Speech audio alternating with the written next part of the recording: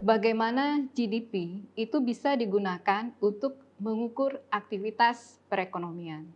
Kemudian yang kedua adalah bagaimana cara menghitung GDP.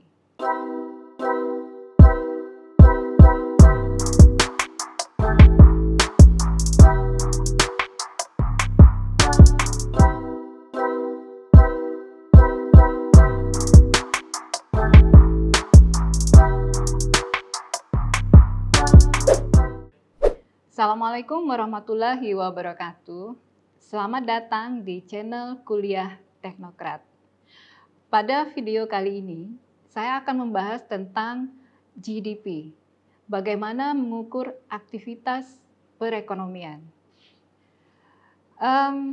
Tujuan dari pertemuan kita kali ini adalah bagaimana GDP itu bisa digunakan untuk mengukur aktivitas perekonomian.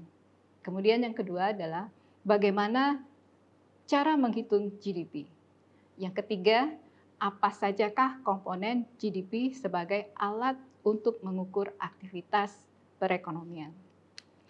Kita tahu bahwa GDP adalah nilai keseluruhan barang dan jasa yang diproduksi dalam satu negara pada periode waktu tertentu yang dinilai dengan mata uang. GDP atau dalam bahasa Indonesia kita kenal produk domestik bruto sering dianggap sebagai ukuran terbaik dari kinerja perekonomian. Tujuan dari GDP adalah menyajikan secara ringkas aktivitas ekonomi dalam satu nilai mata uang tertentu selama periode waktu tertentu. Ada dua pendekatan yang dapat digunakan untuk menghitung GDP, yaitu pendekatan pendapatan dan pendekatan pengeluaran. Pada pendekatan pendapatan, kita menghitung total semua pendapatan setiap orang dalam suatu negara. Sedangkan kalau kita menggunakan pendekatan pengeluaran, maka kita akan menghitung pengeluaran total atas output barang dan jasa dalam satu negara. Nah, bagaimana GDP dapat mengukur pendapatan dan pengeluaran perekonomian atas outputnya? Jawabannya adalah bahwa untuk perekonomian secara keseluruhan, pendapatan harus sama dengan pengeluaran. Kenyataannya bahwa setiap transaksi memiliki pembeli dan penjual. Maka setiap rupiah yang dikeluarkan pembeli harus menjadi pendapatan bagi penjual.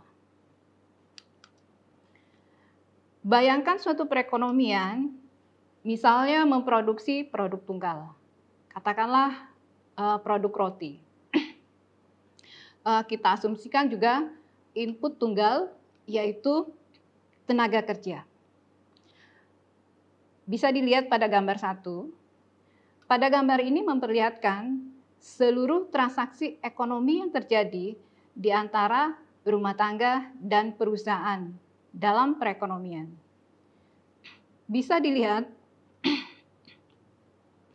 lingkaran bagian dalam pada gambar 1 ini menunjukkan aliran roti dan tenaga kerja. Dapat dilihat di sini bahwa rumah tangga menjual tenaga kerjanya ke perusahaan. Perusahaan menggunakan para pekerjanya untuk memproduksi roti, yang kemudian roti tersebut dijual ke rumah tangga. Dengan demikian, tenaga kerja mengalir dari rumah tangga ke perusahaan, dan roti mengalir dari perusahaan ke rumah tangga. Kemudian kita lihat gambar lagi, pada bagian luar, pada gambar 1, ini menunjukkan aliran uang. Rumah tangga membeli roti dari perusahaan. Perusahaan menggunakan sebagian dari penerimaannya dari penjualan ini untuk membayar upah tenaga kerja mereka. Dan sisanya adalah laba yang dinikmati para pemilik perusahaan. Dalam hal ini, mereka juga bagian dari rumah tangga. Dengan demikian, pengeluaran atas roti mengalir dari rumah tangga ke perusahaan, dan pendapatan dalam bentuk upah dan laba mengalir dari perusahaan ke rumah tangga. Nah, dalam perekonomian yang hanya memproduksi satu produk, misalnya roti, kita bisa menghitung GDP secara dengan menambahkan pengeluaran total atas roti. Akan tetapi, pada perekonomian real satu negara yang meliputi produksi dan penjualan sejumlah besar seperti barang dan jasa yang berbeda dan bermacam-macam, maka untuk menghitung GDP dalam perekonomian ini akan menjadi kompleks dan sedikit rumit. Akan sangat membantu jika kita punya definisi yang tepat tentang GDP itu sendiri. Diambil dari buku Menkyu, makroekonomi, bahwa produk domestik bruto atau GDP adalah nilai pasar semua barang dan jasa akhir yang diproduksi dalam perekonomian dalam kurun waktu tertentu. Perekonomian yang memproduksi banyak barang dan jasa yang berbeda, misalnya sepatu, komputer, kertas, biro perjalanan, dan lain-lain. Dalam hal ini, GDP akan mengkombinasikan nilai barang dan jasa tersebut menjadi satu ukuran tunggal. Nah, untuk menghitung nilai barang dan jasa yang berbeda ini, Pos Pendapatan Nasional atau National Income Account menggunakan harga pasar. Karena harga pasar ini mencerminkan banyaknya orang yang bersedia membayar untuk barang dan jasa tersebut. Untuk menghitung nilai total barang dan jasa yang berbeda dan berbagai jenis, Pos Pendapatan Nasional atau National Income Account menggunakan harga pasar dengan contoh sebagai berikut. Misalnya, kita andaikan dalam perekonomian itu diproduksi dua jenis barang, katakanlah mangga dan jeruk. Kita asumsikan bahwa harga mangga itu adalah 25.000 dan harga jeruk itu adalah 15.000 per kilo. Nah, apabila jumlah mangga adalah 4 dan jumlah jeruk adalah 3, maka GDP yang kita peroleh adalah dengan rumus sebagai berikut. Harga mangga dikalikan jumlah mangga ditambah dengan harga jeruk dikalikan dengan jumlah jeruk. Maka kita akan memperoleh nilai GDP sebesar 25.000 sebagai harga mangga dikalikan dengan 4 jumlah mangga ditambah dengan 15.000 harga jeruk dikalikan dengan 3 jumlah jeruk. Maka GDP yang akan kita peroleh sama dengan 145.000. Harga ini sama dengan 100.000, yaitu total mangga, dan ditambah dengan 45.000 total jeruk. Inilah cara sederhana kita menghitung GDP dengan berbagai produk yang berbeda. Kemudian yang kedua, dalam menghitung GDP, barang bekas itu tidak dimasukkan dalam perhitungan GDP. Kenapa? Karena GDP hanya mengukur nilai barang dan jasa yang baru diproduksi saja. Penjualan barang bekas ini tidak mencerminkan produk barang baru, tetapi mencerminkan aset saja. Jadi, hal ini bukan tambahan ke dalam pendapatan dalam perekonomian.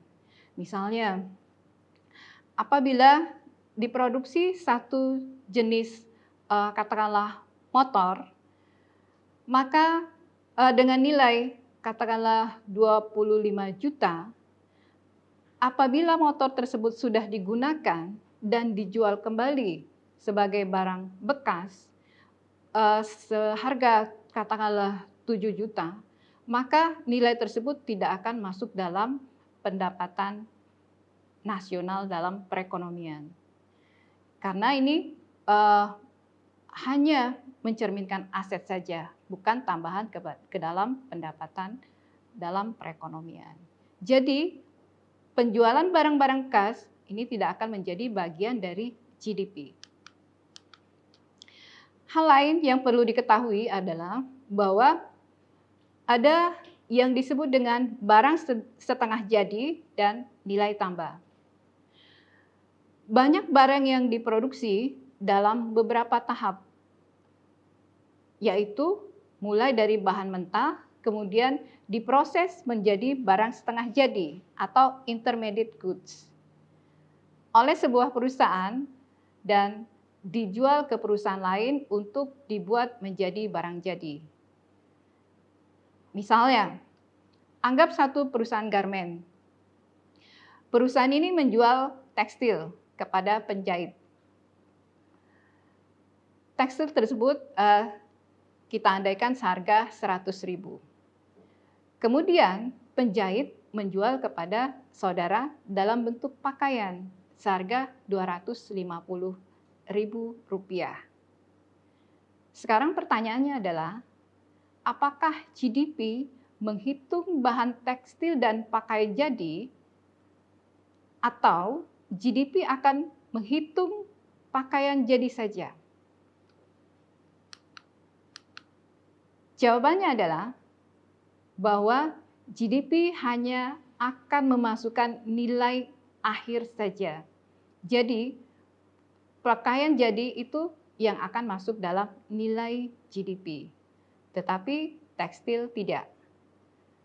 Dalam hal ini, GDP akan meningkat sebesar Rp250.000, bukan Rp350.000. Kenapa?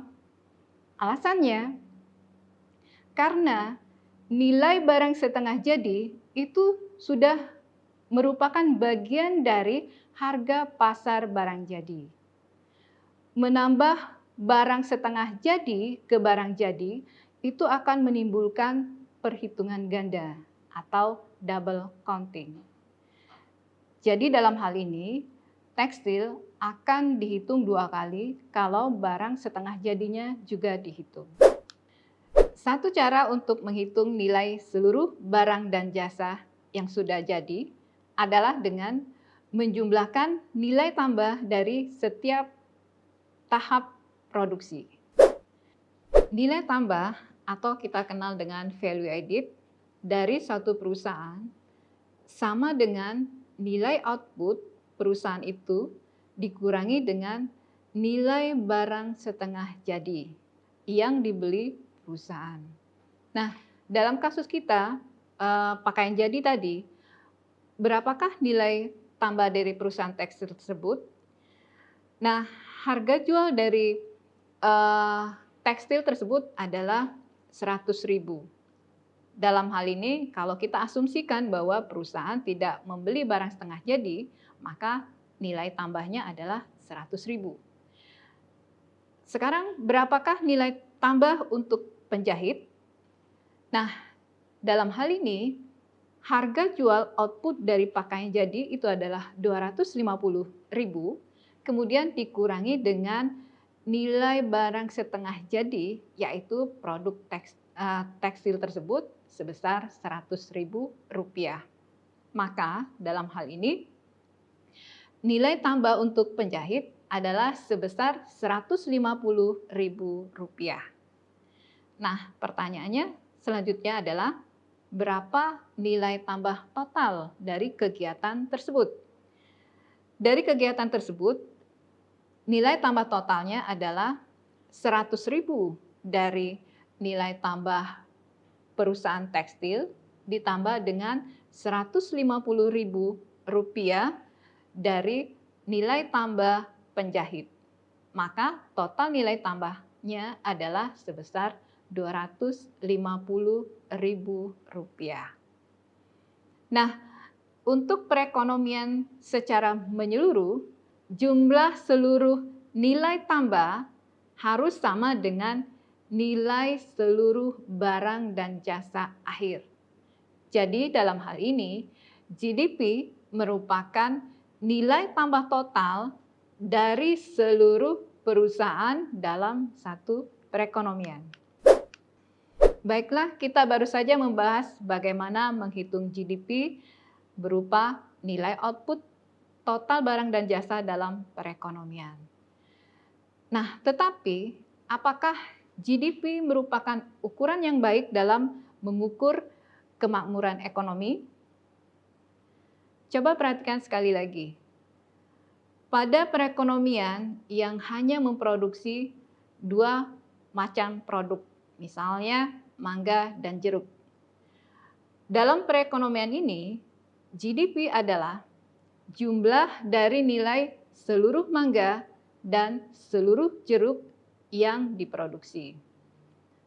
Bisa kita lihat dalam rumus berikut ini, di mana GDP sama dengan harga mangga dikalikan dengan jumlah mangga ditambah harga jeruk dikalikan dengan jumlah jeruk.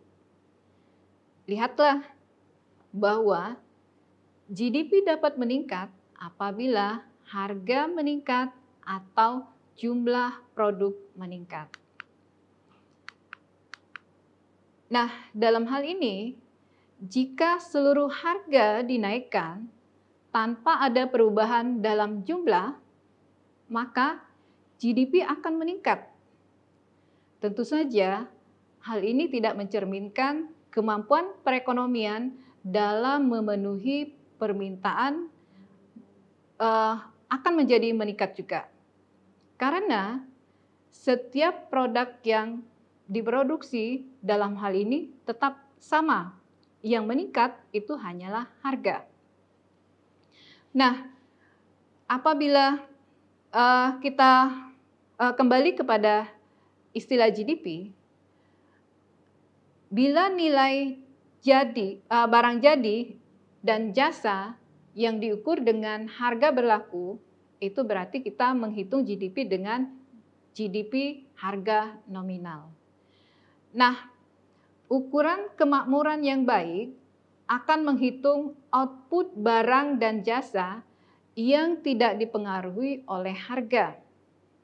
Untuk itu, para ekonom menggunakan istilah GDP real. Apakah GDP real itu? Di mana GDP yang dinilai barang dan jasanya itu diukur dengan menggunakan harga konstan. GDP real menunjukkan apa yang akan terjadi terhadap pengeluaran atas output jika jumlah berubah, tetapi harga tidak. Sekarang kita lihat bagaimana GDP real dihitung dalam ekonomi kita. Misalnya kita andaikan ada dua produk yang kita produksi dalam satu perekonomian, yaitu mangga dan jeruk. Nah, misalnya kita ingin membandingkan output pada tahun 2015, 2018, dan 2020. Nah, untuk membuat satu GDP real, kita harus membuat tahun dasar. Dalam hal ini kita andaikan kita memilih tahun dasar kita yaitu tahun 2015. Nah, GDP real dapat kita peroleh dari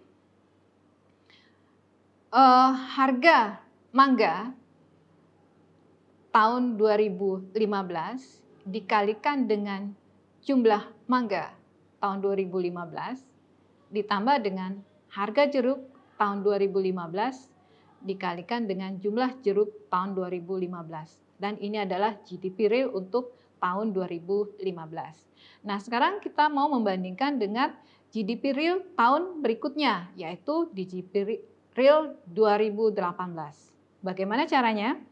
Yaitu dengan cara harga mangga dikalikan dengan harga tahun 2015 dikalikan dengan jumlah mangga tahun 2018 ditambah dengan harga jeruk tahun 2015 dikalikan dengan jumlah jeruk tahun 2018.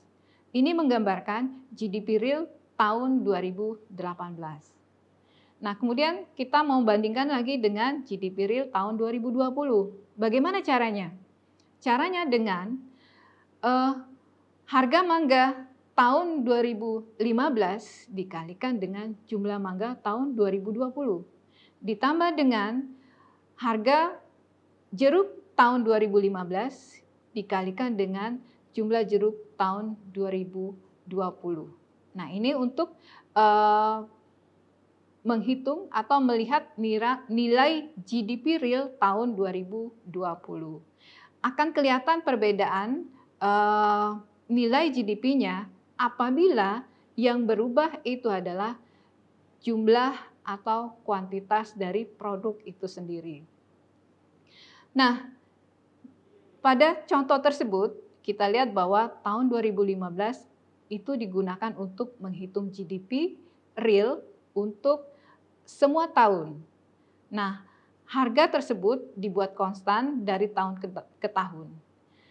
GDP real ini bervariasi. Dia hanya akan terlihat apabila jumlah produksi itu berbeda. Selanjutnya, bagaimana kita bisa menilai GDP? Itu bisa kita lihat dari GDP deflator. Jadi GDP deflator itu mencerminkan apa yang sedang terjadi pada setiap tingkat harga dalam perekonomian. Bisa dilihat rumus GDP deflator, yaitu GDP nominal dibagi dengan GDP real. Dalam hal ini, GDP nominal mengukur nilai uang yang berlaku dari output perekonomian. Nilai GDP nominal bisa kita peroleh dari GDP real dikali dengan GDP deflator. Nah, sedangkan GDP real itu bisa kita peroleh dari mengukur output yang dinilai pada harga konstan. Jadi GDP real kita peroleh dari nilai GDP nominal dikalikan dengan deflator GDP. Nah, deflator GDP disebut dengan deflator harga implisit untuk GDP. Kenapa? Karena di sini GDP deflator mengukur harga output relatif terhadap harganya pada tahun dasar tertentu. Hal ini mencerminkan apa yang terjadi pada seluruh tingkat harga dalam satu perekonomian. Itu GDP deflator. Nah, untuk lebih memahami hal ini, bisa kita perhatikan lagi, katakanlah satu perekonomian dengan satu produk barang, misalnya roti. Jika pada P adalah harga roti dan Q adalah jumlah roti yang terjual, maka GDP nominal adalah jumlah total dari uang yang dibelanjakan untuk membeli roti pada tahun itu. Artinya P dikalikan dengan Q. Nah, GDP real adalah jumlah roti yang diproduksi pada tahun ini dikali harga roti pada tahun dasar tertentu. Tahun dasar ini tergantung kita menggunakan tahun dasar yang mana. Nah, itu yang disebut dengan GDP real. Sedangkan deflator GDP adalah harga roti pada tahun tersebut relatif terhadap harga roti pada tahun dasar atau dengan rumus P dibagi dengan P tahun dasar.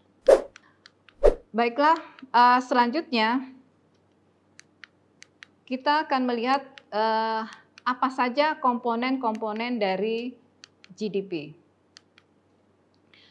Kalau kita lihat dari sisi pengeluaran, maka komponen GDP itu terdiri dari C plus I plus G plus NX atau di mana di sini merupakan satu identitas ya, persamaan identitas dari National Income Account. Di mana Y adalah jumlah permintaan untuk output domestik atau GDP, sedangkan C adalah konsumsi rumah tangga, I adalah investasi dari sektor swasta dan rumah tangga, kemudian G adalah pengeluaran pemerintah, sedangkan NX adalah net export. Nah, kita sedikit membahas mengenai komponen-komponen tersebut, ya, di mana GDP adalah jumlah dari konsumsi, investasi, belanja pemerintah, dan ekspor bersih. Konsumsi atau kita kenal dengan istilah consumption terdiri dari barang dan jasa yang dibeli rumah tangga. Konsumsi rumah tangga ini dibagi atas 3 subkelompok juga, ya, di mana barang tersebut adalah barang tahan lama, barang tidak tahan lama, dan jasa. Barang tidak tahan lama adalah barang yang dikonsumsi habis sekali pakai dalam jangka waktu yang pendek. Sedangkan bahan tahan lama adalah barang-barang yang umurnya lebih panjang. Contoh barang tahan lama adalah misalnya mobil, motor, kemudian TV. Sedangkan contoh barang yang tidak tahan lama seperti makanan, pakaian, dan sebagainya. Sedangkan jasa adalah pelayanan yang dilakukan kepada konsumen oleh perseorangan maupun perusahaan. Contoh misalnya potong rambut atau biro perjalanan. Nah, itu adalah konsumsi. Semua kegiatan tersebut termasuk dalam konsumsi. Kemudian investasi. Apakah investasi itu? Investasi terdiri dari barang-barang yang dibeli untuk penggunaan masa depan. Investasi juga dibagi atas 3 subkelompok. Investasi tetap bisnis, investasi residensial, dan investasi persediaan. Apakah investasi tetap bisnis? Investasi tetap bisnis adalah pembelian yang dilakukan oleh perusahaan seperti pabrik, peralatan baru, dan lain sebagainya. Sedangkan investasi residensial adalah contohnya pembelian rumah oleh rumah tangga. Itu termasuk investasi residensial. Kemudian investasi persediaan adalah peningkatan dalam persediaan barang dalam perusahaan. Nah, itu adalah macam-macam investasi. Kemudian belanja pemerintah atau government purchase. Belanja pemerintah adalah barang dan jasa yang dibeli oleh pemerintah. Dalam hal ini bisa jadi pemerintah pusat atau pemerintah daerah. Kelompok ini meliputi belanja perlengkapan militer, misalnya pengeluaran dalam bentuk belanja barang untuk kelengkapan atau membangun satu jalan raya, atau juga membentuk satu jasa. Jasa-jasa yang diberikan oleh pegawai pemerintah. Itu adalah bentuk-bentuk belanja pemerintah. Kemudian, apa itu ekspor neto? Ekspor neto adalah nilai barang dan jasa yang diekspor ke negara lain dikurangi dengan nilai barang dan jasa yang diimpor dari negara lain. Ekspor neto akan bernilai positif apabila nilai ekspor lebih besar daripada nilai impor. Hal ini akan memberikan pendapatan kepada produsen domestik kita. Sebaliknya, nilai ekspor neto akan negatif apabila ekspor kita lebih kecil dibandingkan dengan impor. Demikianlah mengenai komponen-komponen pembentuk gross domestic product, dan juga untuk kali ini saya kira cukup. Bisa disimpulkan bahwa produk domestik bruto atau GDP itu mengukur pendapatan setiap orang dalam perekonomian dan pengeluaran total terhadap output barang dan jasa dalam perekonomian. Kemudian GDP nominal itu menilai barang dan jasa pada harga berlaku, sedangkan GDP real itu menilai barang dan jasa pada harga konstan. GDP real akan meningkat apabila jumlah barang dan jasa meningkat, sedangkan GDP nominal bisa meningkat karena output naik atau juga karena harga yang meningkat.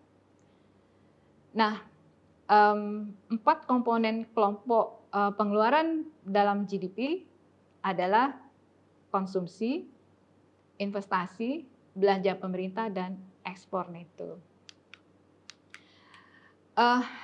Demikianlah video singkat saya tentang bagaimana GDP dan perhitungan aktivitas perekonomian. Terima kasih telah mengikuti video ini. Semoga bermanfaat. Saya tutup dengan Assalamualaikum warahmatullahi wabarakatuh.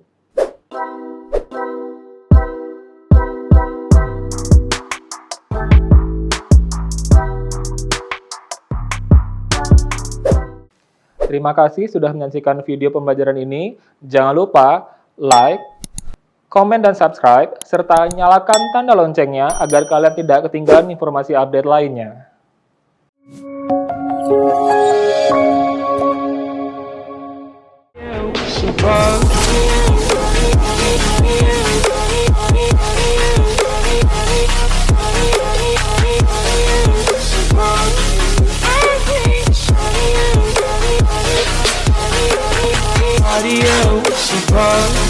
I hate body.